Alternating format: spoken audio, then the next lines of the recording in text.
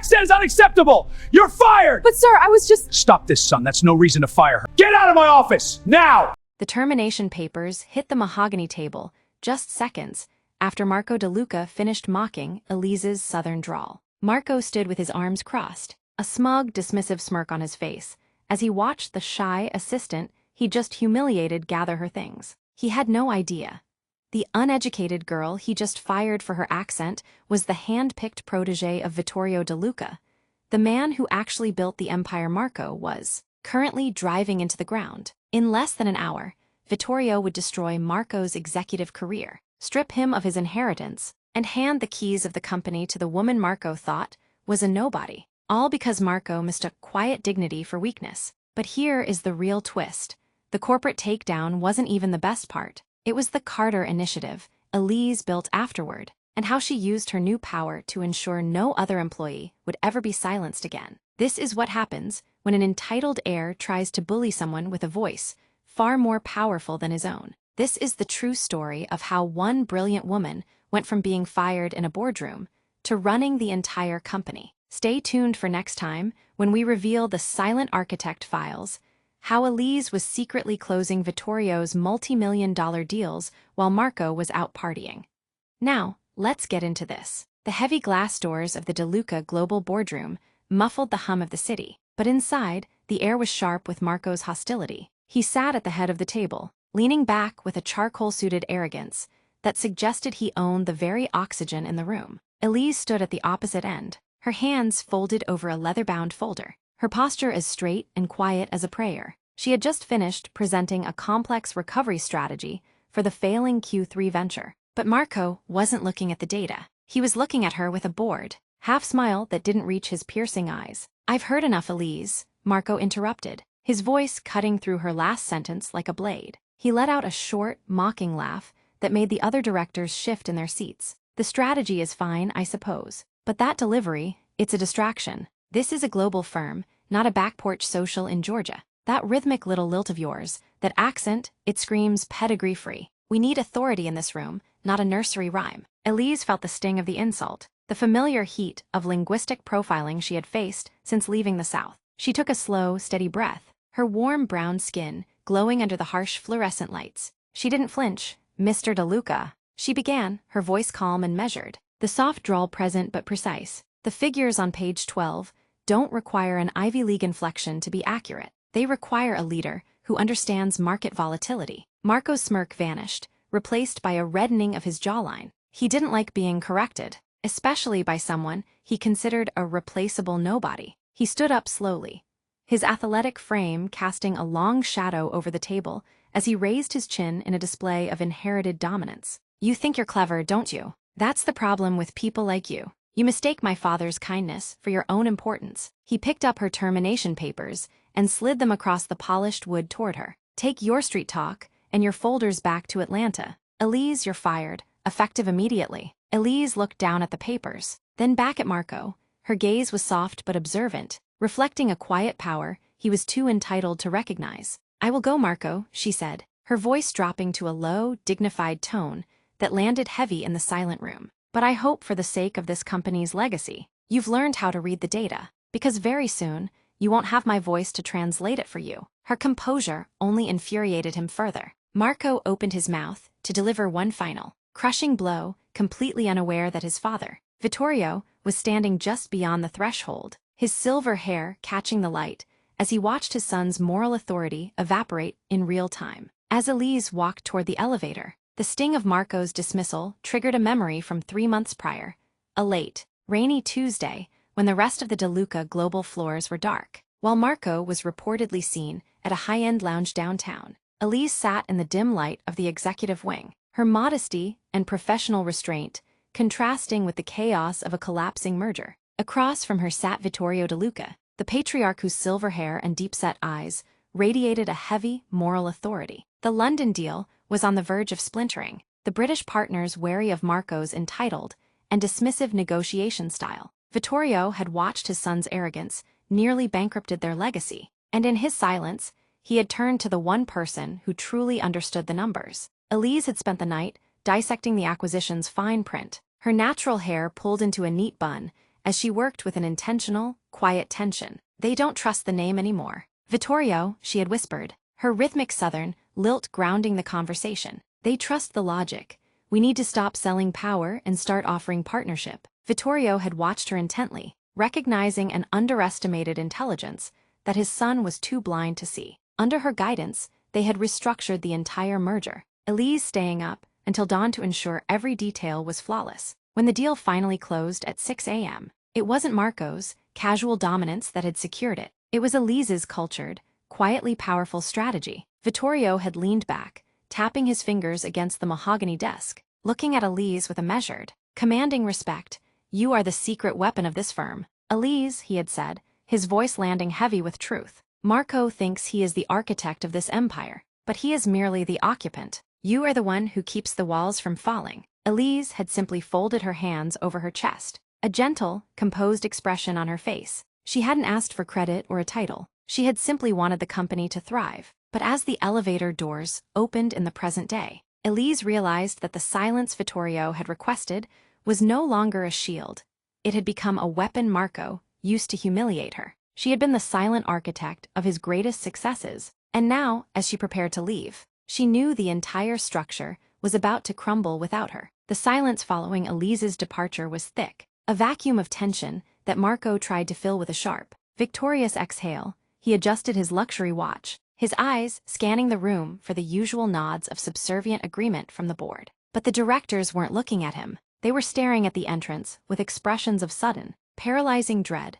The heavy double doors didn't slam. They swung open with a slow, deliberate weight that made the temperature in the room feel as though it had dropped 10 degrees. Vittorio DeLuca stepped into the light. He stood with a measured, commanding stillness that made Marco's frantic energy look like a tantrum. He wore a dark, perfectly fitted suit, his hands clasped behind his back, his silver hair catching the morning sun like a crown of cold iron. He didn't say a word as he walked toward the head of the table, but the click of his heels against the marble sounded like a countdown. Marco's smirk faltered, his shoulders losing their rigid confidence. "Father," he started, his voice cracking slightly as he tried to regain his casual dominance. "I didn't realize you were coming in today. I was just..." Vittorio didn't look at his son. He didn't acknowledge the heir he had spent 30 years grooming. Instead, his deep-set eyes, radiating judgment and absolute control, moved slowly to the mahogany table. He reached out with one steady hand and picked up the termination papers Marco had so smugly discarded. He read them in silence,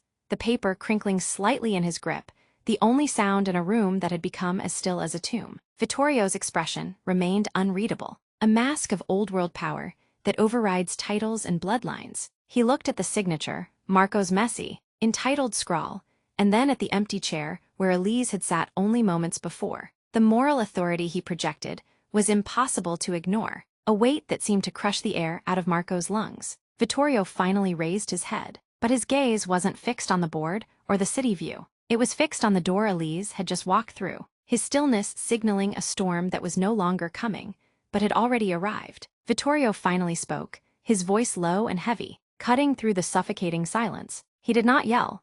He simply gestured toward the screen displaying the Q3 strategy Elise had just finished presenting. "Explain it to me, Marco," Vittorio commanded, his eyes still fixed on the papers in his hand. "The London merger is hanging by a thread, and our infrastructure is failing. Since you've deemed the architect of this plan unprofessional, walk me through the logic of your recovery." Marco cleared his throat, leaning forward to grab the edge of the table. He tried to summon his usual charismatic energy, but under his father's measured gaze, his confidence felt like a cheap suit. "It's simple, really," Marco began, his hands gesturing vaguely toward the data. "We consolidate the assets, trim the fat, starting with the administrative dead weight, and pivot toward aggressive expansion in the European sector. It's about dominance, father. It's about showing them the DeLuca name still carries weight." "Vague," Vittorio whispered, a single word that landed like a gavel. "You're selling a name, Marco. I asked for a strategy.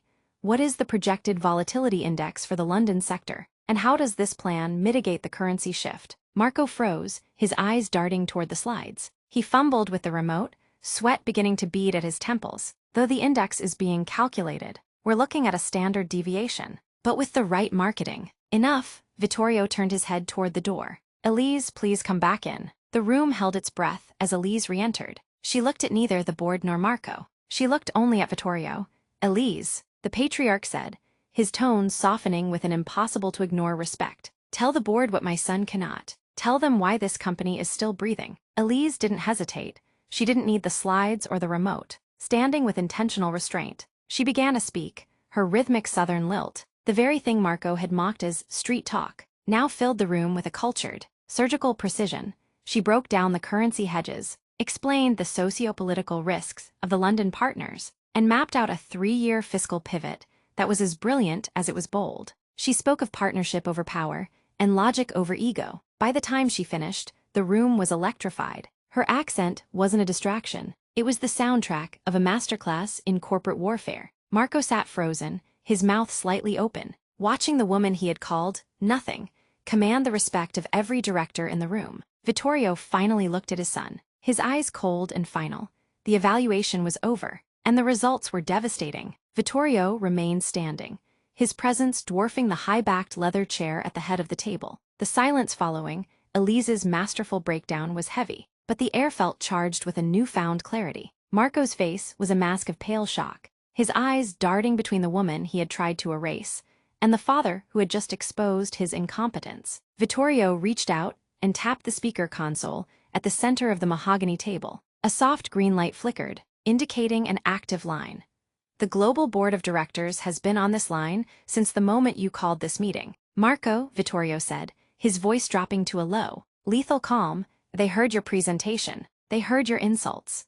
And they just heard Elise Carter save the legacy you were prepared to throw away because of a rhythmic lilt you weren't smart enough to understand. Marco's athletic frame seemed to shrink into his tailored Italian suit. He looked around at the directors in the room, but their gazes were fixed on the table or the floor. No one would meet the eyes of a falling king. Father, I was just trying to maintain authority. Marco stammered, his charisma replaced by a desperate hollow ringing. Vittorio leaned over the table, his silver hair gleaming under the boardroom lights as he looked directly at his son. There was no anger in his expression, only a devastating, measured disappointment. He picked up the termination papers Marco had drafted for Elise and slowly, deliberately tore them in half. Authority is earned through competence, not inherited through a bloodline, Vittorio stated, his words landing with the finality of a closing door. You've spent years coasting on a name you don't deserve to carry. You didn't inherit my brain, Marco, only my name, and today you lost that too. Vittorio turned his gaze to the security detail at the door. Mr. DeLuca is to be escorted from the building immediately. His access is revoked, his accounts are frozen. He no longer holds a title within DeLuca Global. Marco stood frozen, his mouth opening as if to protest, but the words died in his throat. The arrogant CEO was gone. In his place was a man who finally realized the true cost of his entitlement. As security moved toward him, Vittorio placed a gentle, commanding hand on Elise's shoulder, acknowledging the true architect of the empire's future. The silence that followed Marco's removal was not empty. It was a vacuum filled by the sudden, sharp realization of a new era. As security stood by the door, Marco walked past Elise, his eyes downcast, the charcoal suit that once radiated dominance now looking heavy and ill-fitted. The boardroom doors clicked shut behind him, and for the first time in years, the air in DeLuca Global felt light enough to breathe. Vittorio turned to the directors, his silver hair and commanding presence still anchoring the room. The position of CEO requires a mind that can see the future and a heart that respects the people who build it. He said, his voice measured and impossible to ignore. He turned his gaze toward Elise, who stood with her hands folded, her understated beauty and calm composure, hiding the brilliance he had long relied on.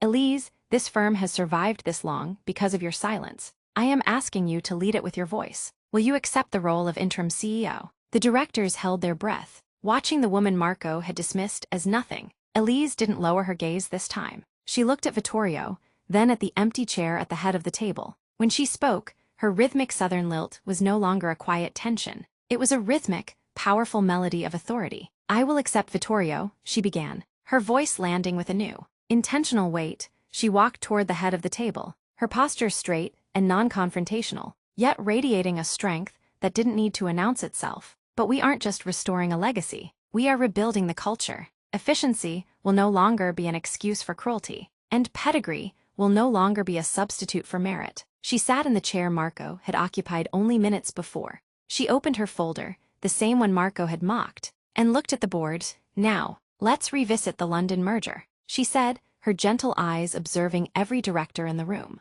We have a deal to save, and this time, we're going to do it with our heads up. The shy assistant was gone. In her place was a leader who finally understood that her voice, accent and all, was the most powerful tool in the building. 6 months after the boardroom doors closed on his executive life, Marco DeLuca stood in the middle of a cavernous distribution center in New Jersey. The smell of diesel and cardboard replacing the scent of expensive cologne. His tailored Italian suits had been traded for a stiff, navy blue polyester uniform with a name tag that simply read Marco. The athletic frame that once leaned back in mahogany chairs was now sore from 8 hours of scanning inventory and moving crates. Vittorio had been absolute in his judgment. If Marco wanted to keep the DeLuca name, he had to learn the weight of the work that actually sustained it. The morning shift bell rang, sharp and indifferent to his former status. Marco looked at the clipboard in his shaking hands, his jaw tightening as he realized who was walking toward him. It was Javier, a man Marco had once publicly mocked during a site visit for being slow and lacking the pedigree for management. Now, Javier was his floor supervisor. You're behind on the London shipment. DeLuca, Javier said, his voice calm but radiating a firm, unshakable authority. He didn't gloat. He simply observed Marco with a cool professional distance that was more devastating than anger. In this warehouse, we don't care about your last name. We care about the data on that scanner. If you can't read the labels, you're dead weight. Marco opened his mouth to deliver a sharp retort, a ghost of his old arrogance flickering in his eyes. But then he saw the digital monitor above the loading dock. A company-wide broadcast was playing, and Elise Carter's face filled the screen. She was speaking to thousands of employees about the new Carter initiative. Her rhythmic southern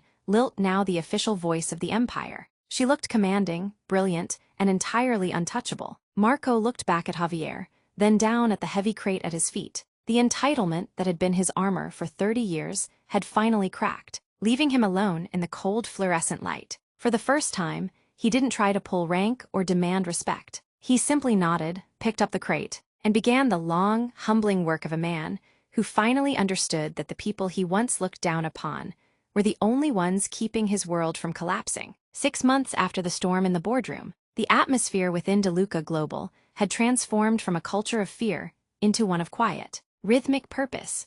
The glass and chrome halls no longer echoed with Marco's sharp, entitled demands. Instead, there was a steady hum of productivity and a newfound sense of security. Under Elise Carter's leadership, the company was not just surviving, it was thriving with a fiscal vitality that had silenced every critic on the board. Elise stood in her office, her posture straight and non-confrontational as she looked out over the Manhattan skyline. She wasn't wearing the navy maid-like dress of her past, but a tailored, elegant suit that signaled her authority without needing to scream it. On her desk sat the finalized draft of the Carter Initiative, the policy that would become her greatest legacy. It was a comprehensive protection system designed to ensure that no employee, regardless of their accent, background, or pedigree, would ever be sidelined by the kind of bias she had endured. The initiative mandated third-party reporting for harassment and established a merit-based promotion track that stripped away the old boys club gatekeeping Marco had championed. Elise had spent weeks personally overseeing the training seminars, her cultured southern lilt filling the auditoriums with a brilliance that made every worker feel seen and respected. She didn't lead through intimidation. She led through the logic and empathy she had practiced in the shadows for years. Vittorio DeLuca entered the room, his silver hair catching the light as he watched his protégé with a measured, commanding pride.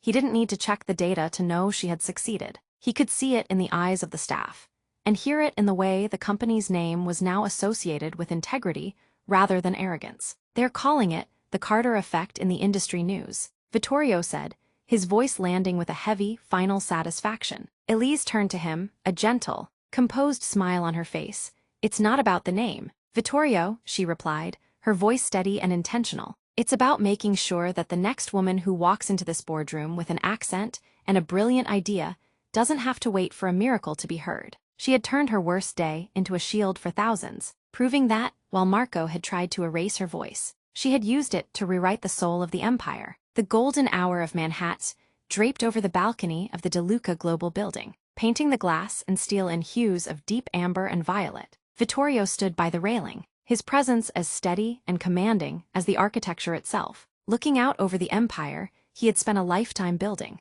Beside him, Elise leaned against the cold stone, her posture reflecting a quiet, earned authority that no longer needed to hide in the shadows. Vittorio reached into the pocket of his tailored coat and pulled out a small, heavy velvet box. He didn't offer a grand speech. He simply opened it to reveal an embossed set of keys and the official signet of the chairman. 6 months ago, I watched my son try to silence you because he couldn't hear the brilliance behind your words, Vittorio said, his voice low and resonant with a final, unshakable respect. He thought an accent was a weakness. He never understood that the soul of a leader isn't found in how they speak, but in what they say when the world is watching. He placed the box in Elise's hand, his fingers resting briefly over hers. The legacy is no longer mine to protect. Elise, it is yours. You didn't just save our profit margins. You reclaimed our integrity. Elise looked down at the keys, her rhythmic southern lilt carrying a new, intentional weight as she replied. I used to think my voice was something I had to polish,